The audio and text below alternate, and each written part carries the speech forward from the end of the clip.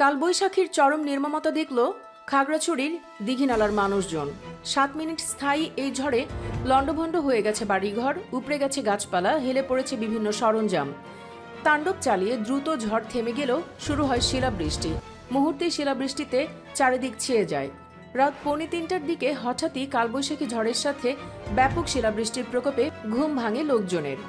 দীঘিনালা উপজেলা পরিষদের সাবেক চেয়ারম্যান নবকমল চাকমা জানান, দীঘিনালা উপজেলার বড়াদম সহ উপজেলার উত্তর অংশে রাত 2:45টার দিকে কালবৈশাখী ঝড় হয়।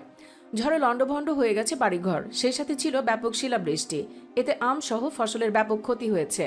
অনেকের টিনের চাল ছিদ্র হয়ে গেছে। কয়েক মিনিট স্থায়ী ছিল ঝড়।